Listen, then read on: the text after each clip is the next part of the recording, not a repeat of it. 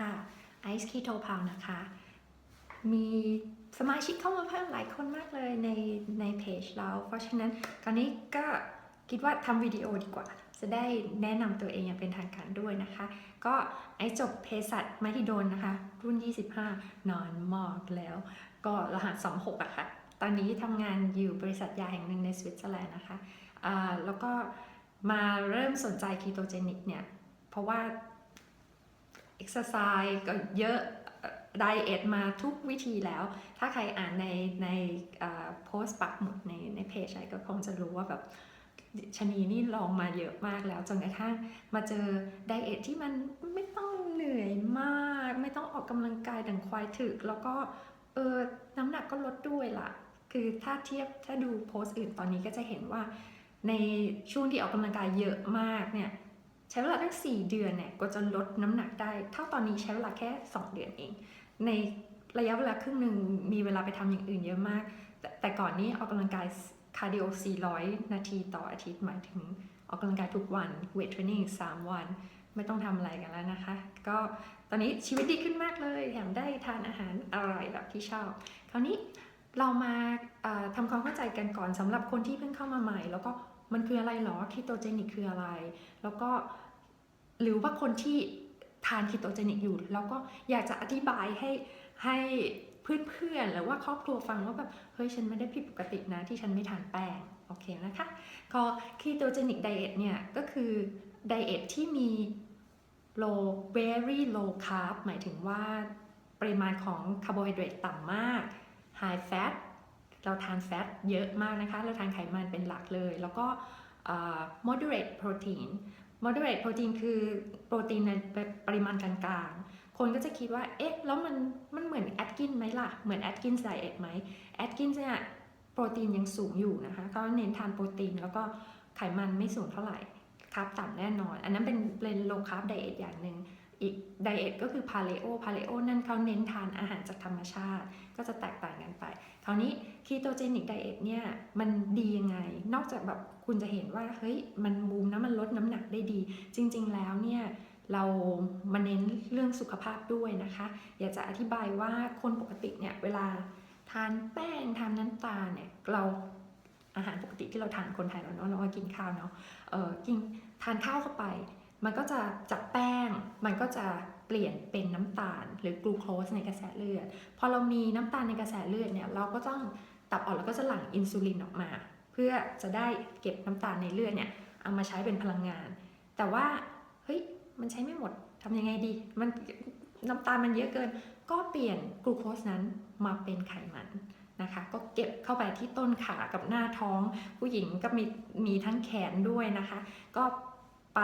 กลายเป็นเซลล์ไขมันคราวนี้เนี่ยถ้าเราเปลี่ยนมากินคีโตเจนิกเราให้ตัดแป้งน้ำตาลไปเลยเราก็จะไม่กระตุ้นอินซูลินคราวนี้คนก็จะแบบเฮ้ยไม่กินแป้งฉันดูอยู่ได้ยังไงเดี๋ยวก็โง่หรอกเอ๊ะเดี๋ยวนะคะแป้งเนี่ยมันให้พลังงานอย่างเดียวเนาะแล้วก็เราไม่ได้ขึ้นกับกลูโคสอย่างเดียวเรามีแหล่งพลังงานอื่นด้วยแหล่งพลังงานถัดไปที่ร่างกายจะเอามาใช้ก็คือไขมันนั่นเองพอคุณไม่มีแป้งโอเคคุณไม่ได้ทานแป้งเข้าไปเนี่ยระยะอาทิตย์แรกคนที่เริ่มทานคีโตเจนิกจะเกิดอาการเราเรียกว่าถอดยาแล้วกันถอดแป้งนะคะก็คืออาจจะมีคีโตที่เขาเรียกว่าคีโตฟลูจะมึนๆโง่ๆไปสักพักหนึ่งเพราะว่าร่างกายยังชินว่าเฮ้ยไม่มีแป้งก็อย่างที่บอกว่าน้ำตาลตกแต่ว่าอย่าลืมเรามีอีกแหล่งหนึ่งที่เก็บอยู่ในร่างกายก็คือไกลโคเจนที่ตับมันก็จะนั้นเปลี่ยนไกลโคเจนมาเป็นกลูโคสกันแล้วก็ยังใช้พลังงานได้ในช่วงแรกอาทิตย์แรกเนี่ยคนกินคีโตจะแบบว่าน้ำหนักลงเยอะมากยิ่งถ้าคนอ้วนๆนะคะลงแบบดีมากช่วงอาทิตย์2 อาทิตย์แรกเนี่ยวืบเลยคุณก็จะมีกำลังใจละไดเอทนี้มันถูกต้องแต่คุณต้องผ่านช่วงที่แบบถอนยาไปก่อนเนาะแล้วก็พอใช้ไกลโคเจนหมดคราวนี้ร่างกายก็จะมาใช้ไขมันแล้วล่ะเราก็จะเอาไขมันจากเซลล์ไขมันอะออกมาใช้เป็นพลังงานอันนี้อธิบายง่ายๆว่ามันก็คือการเปลี่ยนร่างกายเราจากการใช้กลูโคสเป็นพลังงานหลักมาเป็นไขมันเป็นพลังงานหลักคราวนี้แล้วทำไมต้องกินไขมันเป็นปริมาณสูงอย่างนี้เพราะว่าร่างกายจะได้ป รับตัวชินว่าไขมันคืออาหารหลักของเราแล้วนะคะถ้าเราทานโปรตีนเยอะเกินไปเนี่ยบางคนไม่ได้ออกกำลังกายหนักไม่ได้ยกเวทไม่ได้เป็นนักเพาะกายเนี่ยโปรตีนก็อยู่ในปริมาณกลางๆก็พอแล้วเพราะว่าโปรตีนที่เยอะเกินไปมันก็จะเปลี่ยนมาเป็นน้ำตาลด้วยกระบวนการกลูโคนีโอเจเนซิสเป็นวิชาการนิดหนึ่งก็เลยใน ketogenic diet เนี่ยเราก็จะบอกว่าโปรตีนไม่ต้องเยอะเรามี keto calculator อยู่นะคะว่าจะทำยังไงคราวนี้ประโยชน์ของมันล่ะทำไมถึงจะมาทานคีโตอยากลดน้ำหนักแล้วสิลดน้ำหนักกับมันแน่อยู่แล้วค่ะแต่ว่าเอางี้ ketogenic diet เนี่ยมีมาตั้งแต่ปี 1920 ใช้ในการรักษาโรคลมชักนะคะก็คือหรือ epilepsy เนี่ยคือ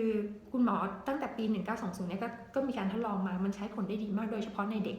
นะคะมันลดอาการลมชักได้ดีมากก็คือให้ทานอาหารไขมันในปริมาณสูงโปรตีนต่ำคาร์บต่ำมากก็รักษาอาการได้ดีคุณหมอทั่วไปจะรู้ในขณะที่แบบสถาบันจอห์นฮอปกินส์ก็ยังมี ketogenic diet center นะคะสำหรับรักษาโรคลมชักแล้วก็มีหลักฐานทางวิทยาศาสตร์หลังจากนั้นก็มีการทดลองถัดมาอีกเยอะมากเลยแล้วก็ support ด้วยpaper ทางวิชาการการวิจัยเยอะแยะมากรักษาโรคดังต่อไปนี้ได้นะคะ 1. เบาหวานประเภทที่ 2เบาหวานประเภทที่2เนี่ยก็คือเราไม่ได้เป็นมาตั้งแต่เกิดละเราอายุมากขึ้นเราอ้วนเราทานน้ำตาลเยอะบางทีเห็นหนุ่มๆสาวๆโพสต์กันเยอะนะคะไม่เห็นเป็นไรเลยก็ทานน้ำตาลแล้วก็ไปออกกำลังกายแล้วแต่มันไม่ใช่นะคะมันเกี่ยวกับเรื่องอินซูลินมากกว่าการที่เราทานน้ำตาลในปริมาณสูงๆมากๆชัวร์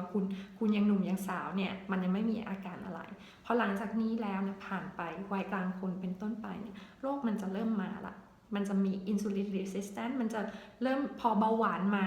โรคอื่นๆก็จะตามมาเบาหวานประเภท2นี่ก็คือร่างกายตอบสนองต่ออินซูลินได้ไม่ดีพอทานแป้งน้ำตาลเข้าไปกลายเป็นว่าอินซูลินไม่พอหรือว่าร่างกายตอบสนองไม่ดีกลายเป็นว่าน้ำตาลในเลือดสูงแล้วน้ำตาลในเลือดสูงมีผลเสียยังไงมันก็ทำลายพวกปลายประสาทอะค่ะทำลายปลายประสาททำลายพวกหลอดเลือดเล็กๆให้มันเสื่อมทำให้อย่างที่เราเห็นว่าโอ้เบาหวานคนต้องตัดขาตัดเท้าบางคนตาบอดอันนั้นเป็นต้นก็คือถ้าควบคุมอาการไม่ดีโรคเนี่ยมันก็เกิดจากทานแป้งทานน้ำตาลเนาะก็ง่ายๆล่ะตรงๆถ้าไม่ทานแล้วมันจะเป็นไรมันก็ดีขึ้นสิคะนี่ก็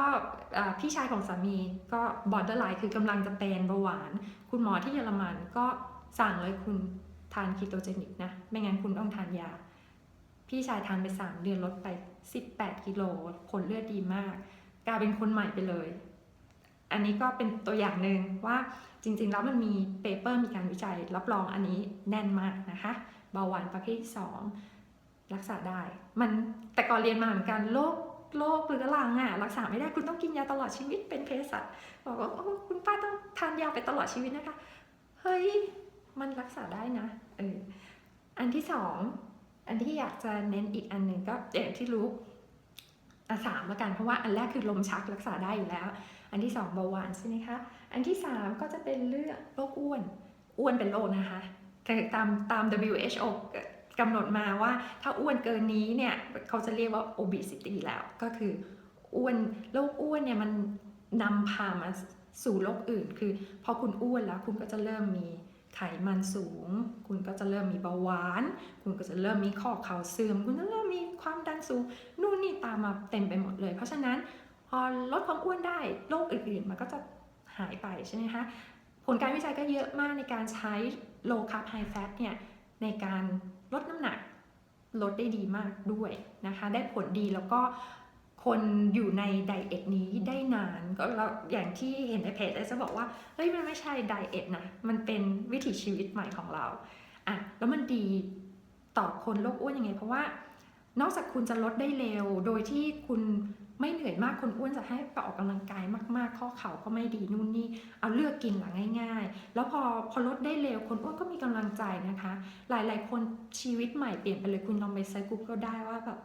ketogenic before and after คุณจะเห็นรูปของคนที่แบบอ้วนมากแล้วตอนนี้แบบหุ่นดีเลยอันนี้คนอ้วนก็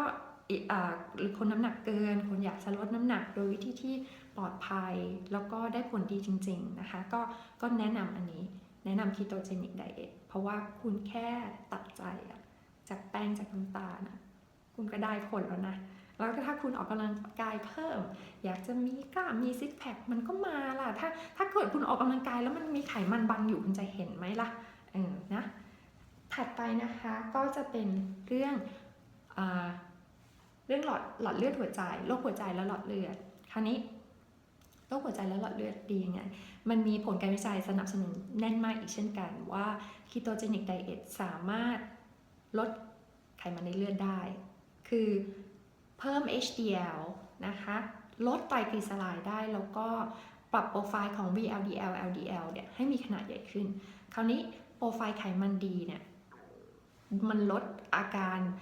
ความเสี่ยงของการเป็นหลอดเลือดหัวใจตีบเป็นหลอดเลือดสมองแตกหรือเรื่องเกี่ยวกับ cardiovascular คือเรื่องหัวใจและหลอดเลือดต่างๆเนี่ยความเสี่ยงก็จะลดลงคุณที่เคยทานยาไขมันอยู่ก็จะได้ขนาดยาลดลงนะอันนี้ก็จะเพื่อนๆที่ทาน ketogenic diet อยู่แล้วก็มีทั้งเรามีคนที่เป็นทั้งเบาหวานเป็นทั้งความดันไขมันในเลือดสูงนะคะทุกคนกินยาอยู่มีแบบเบาหวานและไตเสื่อมด้วยอะไรอย่างนี้นะคะเบาหวานประเภทหนึ่งก็มีที่ฉีดอินซูลินอยู่ทุกคนอาการดีขึ้นแล้วก็ทานยาได้ขนาดลดลงอันนี้คุณหมอก็จะแปลกใจคุณหมอในเมืองไทยก็จะเฮ้ยไปทำอะไรมาทำไมหายไปเดือนเดียวไขมันลดลงเยอะเลยหมอให้ลดยาครึ่งนึงเลยแล้วก็ไม่ต้องมาอันนี้ก็คิดว่าเรื่องนี้ในketogenicในในอเมริกาแล้วก็ยุโรปเนี่ยค่อนข้างจะคุณหมอค่อนข้างจะยอมรับนะคะว่าโอเคให้ manage ร่วมกันกับคนไข้ละเราทำงานร่วมกันถ้าคนไข้อยากจะทานketogenicโอเคหมออนุญาตคุณแต่คุณต้องมาดูผลเป็นระยะอันนี้เราก็ลองดูนะคะแล้วก็ลองปรึกษาได้ด้วยแล้วก็เรามีตัวอย่างที่เป็นเพื่อนๆเป็นลูกเพจเนี่ยก็หลายๆคนที่มีโรคประจำตัวแล้วก็รักษาได้ดีขึ้นนะคะคราวนี้มาโรคอื่นๆรักษาอะไรได้อีกหรอง่ายๆก็มีโพสต์อันนึงที่แบบแมวเป็นไวรัลเลยนะคุณยายอายุ70แล้วก็หน้าตึงหุ่นดีอันนี้ก็เป็นผลของสาวๆที่มาทานketogenicเหมือนกันนะคะแล้วก็อยากจะคงสภาพความสาวของเราไว้เนอะเพราะเราไม่กินแป้งไม่กินน้ำตาลเนี่ยเรื่องพวกฟรีแรดิคอลอนุมูลอิสระมันก็จะน้อยลงมันก็จะทำให้ตัวใยคอลลาเจนอิลาสตินเรามันไม่ขาดไปร่องมันก็จะไม่ลึกนะคะแล้วสังเกตถ้าคุณไปดู before and after ของคนทานketogenicก็หน้าเด็กลงทุกคนเหมือนกันมันไม่ใช่แค่แบบ preserve เรื่องของคอลลาเจนนะคะแบบเป็นหน้าดีแต่เราทานอาหารที่มีประโยชน์มากขึ้นคุณจะต้องแบบทานผักเยอะขึ้นคุณจะทานเฮลตี้ขึ้นแล้วก็ดื่มน้ำมากหน้าก็จะตึงผิวก็จะใสนะคะอันนี้เป็นเรื่องความสวยความงามอีกเรื่องหนึ่งที่เป็นเรื่องความสวยความงามก็คือเรื่องสิวคนที่มีปัญหาแบบสิวหัวช้างค่ะคือไม่ใช่สิวเล็กๆน้อยๆนะสิวแบบที่เป็นเขาเรียกซิสติกแอคเน่ค่ะแบบที่เป็นใหญ่ๆปุๆทั้งหน้าเนี่ยถ้าเปลี่ยนมาทานketogenicคุณก็จะดีขึ้นเนี่ยมันมีเริ่มมีผลวิจัยมาสนับสนุนละก็ลองดูคิดว่าคุณจะเสียเงินกับค่าคลินิกรักษาสิวน้อยลงเยอะมากเลยแค่ปรับเปลี่ยนการกินนะคะต่อไปก็มีเรื่อง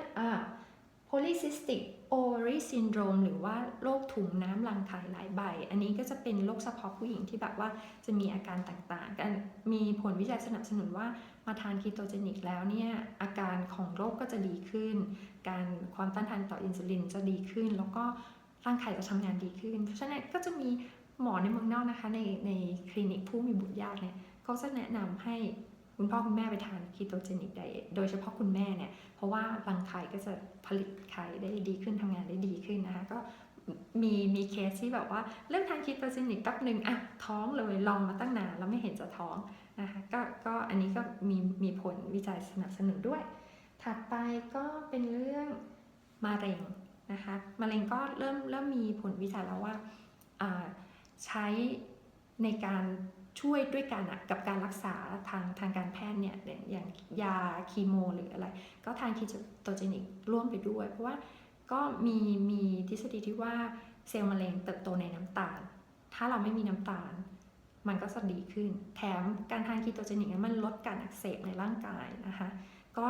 ทำให้ร่างกายแบบฟื้นฟูเร็วขึ้นด้วยก็คุยกับหมอมะเร็งที่ออฟฟิศเนี่ยเขาบอกใช่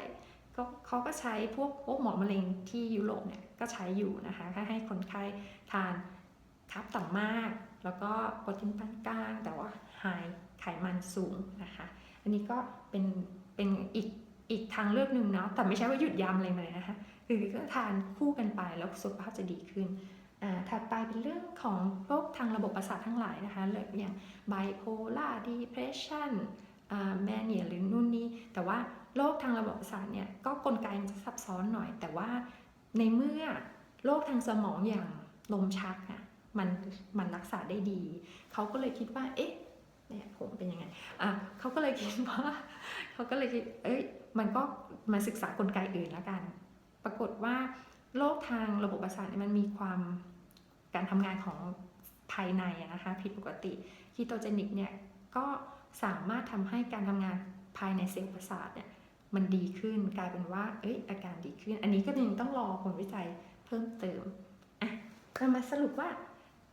กินไขมันสูงไม่กินข้าวไม่กินแป้งหรอแล้วมันดีหรอคุณก็คงต้องศึกษาเพิ่มเติมนะคะอาจจะมีหลายคนที่มีความรู้เรื่องนี้แล้วก็เห็นเริ่มจะสนใจกันนะคะคราวนี้ถ้าสนใจอ่านเพิ่มได้ในเพจไทยคีโตพาวนะคะก็เขียนไว้เยอะแล้วล่ะแล้วก็อันนี้เอามาสรุปให้ฟังสั้นๆอีกทีนึงเผื่อว่ายังไม่มีเวลาอ่านเนาะแต่ถ้ามีเวลาอ่านก็ไปอ่านคราวนี้คนจะถามว่าจะเริ่มละอยากสนใจอยากลดน้ำหนักอยากมีสุขภาพดีขึ้นจะเริ่มยังไงข้อหนึ่งคุณต้องทำใจก่อนนะคะว่าคุณไม่ได้กินแป้งแล้วนะคุณก็ต้องเคลียร์ของที่บ้านอะว่าอะไรที่เป็นขนมยกให้คนอื่นไปข้าวเราไม่ทานแล้วนะคะก๋วยเตี๋ยวเราไม่ทานแล้วเราจะไม่ได้ไปกินบิงชูเราจะไม่ได้ไปนั่งร้านเราจะไม่ได้กินเบเกอรี่ที่ร้านแล้วแต่อย่าเพิ่งเสียใจทำเองได้นะ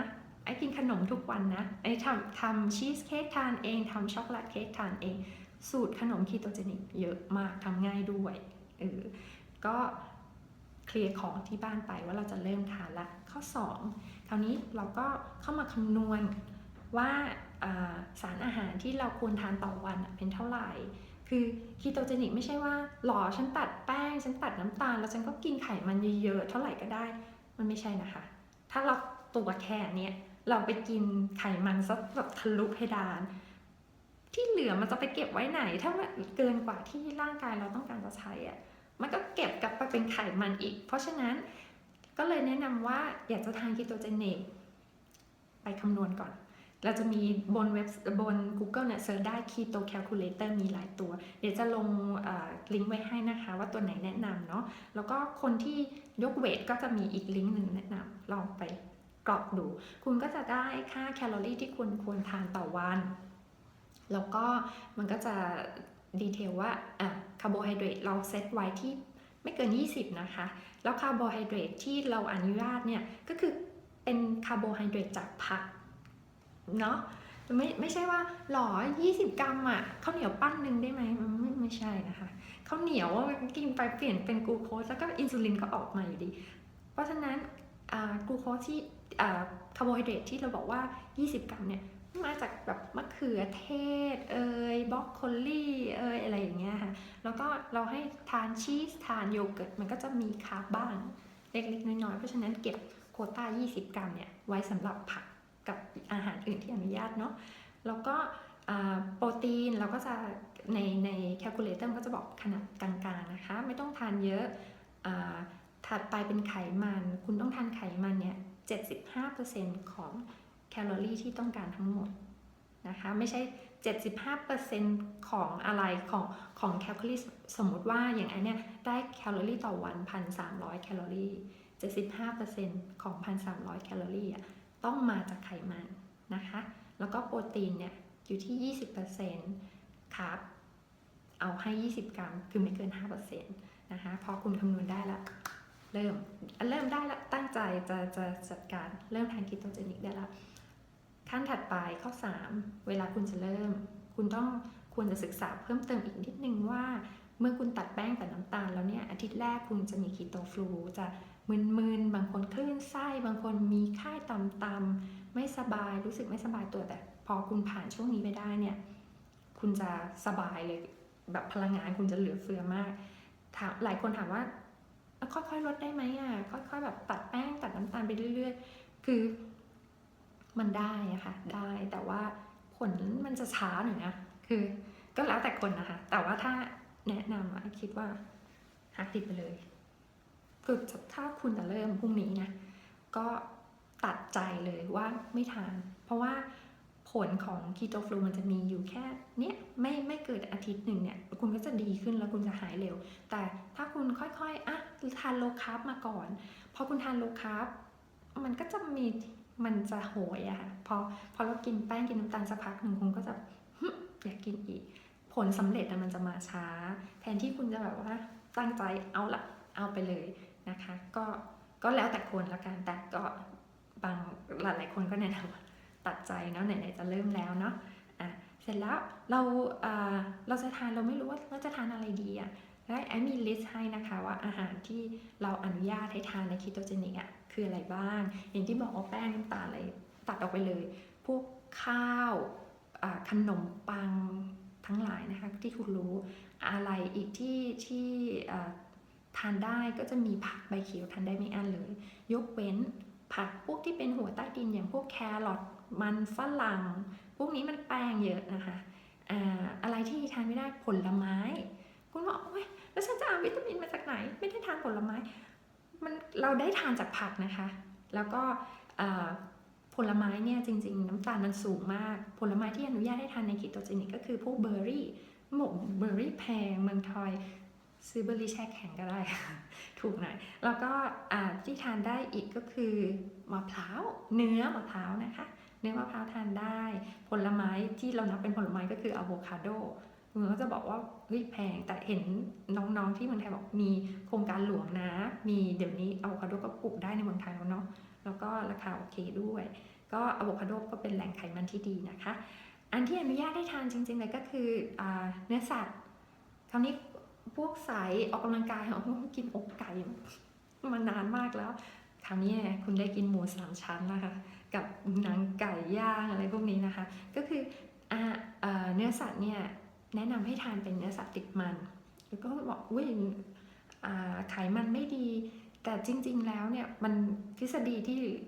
เรียกว่าไขมันดีไขมันไม่ดีหรือว่าทานอาหารไขมันสูงแล้วจะมีผลต่อหลอดเลือดอะไรเงี้ยมันถูกลบล้างไปแล้วนะคะในช่วง 2-3 ปีนี้มันงานวิจัยใหม่ๆออกมาแล้วว่ามันไม่เกี่ยวกันแล้วก็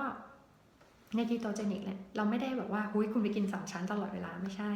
มันจะต้องบาลานซ์กันระหว่างไขมันจากสัตว์แล้วก็ไขมันดีจากน้ำมันมะกอกน้ำมันมะพร้าวนะคะอะโวคาโดปลาที่มีไขมันสูงๆอย่างเช่นปลาแซลมอนอาหารทะเลนะคะแล้วก็เนยคุณทานเนยได้นะพวกไขมันที่นั้นไขมันหรือน้ำมันที่แนะนำก็คือน้ำมันมะกอกน้ำมันมะพร้าวนะคะแล้วก็เนยมันหมูได้นะคะน้ำมันหมูใช้ได้เลยก็พวกนี้เนี่ยทำไมเราให้หลีกเลี่ยงน้ำมันพืชเพราะว่าน้ำมันพืชเนี่ยมันเป็นเติมสารเคมีเข้าไปแล้วก็ทำให้เกิดไขมันทรานส์เวลาเราไปทำอาหารที่มีความร้อนใช่ไหมคะแต่ว่าน้ำมันพวกนี้เนี่ยปลอดภัยแล้วก็ใช้ได้ในคีโตเจนิกเราไปละเอียดทีหลังเนาะโอเคไขมันอะไรทานได้อีกก็ส่วนใหญ่ก็ในชีวิตประจำวันนะคนก็บอกกินยากต้องเตรียมอะไรบ้างเฮ้ยก็ไม่ยากนะก็แค่ไม่กินข้าว แค่ไม่กินข้าวออกไปข้างนอกบ้านไปสั่งอาหารตามสั่งป้ากะเพราหมูไข่ดาวไม่ใส่ข้าวไม่ใส่น้ำตาลเนาะไปกินก๋วยเตี๋ยวก็สั่งเกาเหลาใส่ผักเยอะๆแทนไปศูนย์อาหารง่ายเลยอะไรก็ได้ที่ไม่มีข้าวก็คุณก็ทานได้ยิ่งดีถ้าคุณทำอาหารเองที่บ้านนะเพราะว่าคุณจะสามารถวัดปริมาณแคลอรี่วัดสารอาหารได้ด้วยตัวคุณเองคราวนี้เราจะกินให้ทำยังไงเราถึงจะวัดแคลอรี่ได้อยู่ในอีกคลิปหนึ่งนะคะวิธี ใช้แอป MyFitnessPal หรือว่าถ้าอยากให้คำนวณให้เป็นง่ายๆเป็นช้อนกินข้าวก็ได้ก็ติดต่อกันเข้ามาเดี๋ยวดิฉันทำให้แต่ว่าคงอยู่ในช่วงโปรโมชั่นนะคะเพราะว่าช่วงนี้รู้สึกคนก็เริ่มเข้ามาเยอะแล้วเดี๋ยวอาจจะต้องมีอีกวิดีโอหนึ่งสอนวิธีคำนวณว่าคุณจะ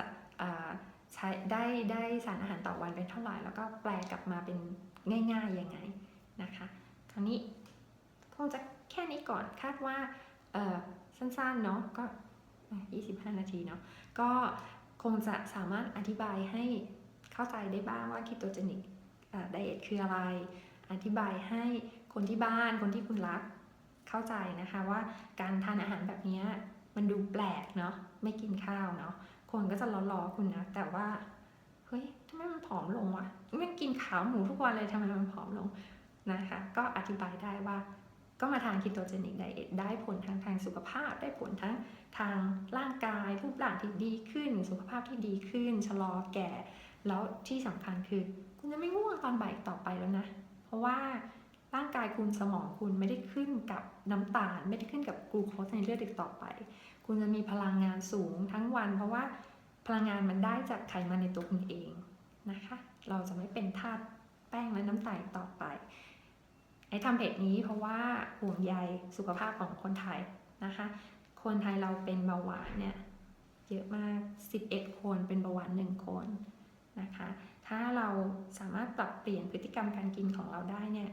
ง่ายๆแค่นี้เองคุณก็ห่างไกลจากโรคแล้วนะคะลองศึกษาเพิ่มเติมได้วันนี้สวัสดีค่ะ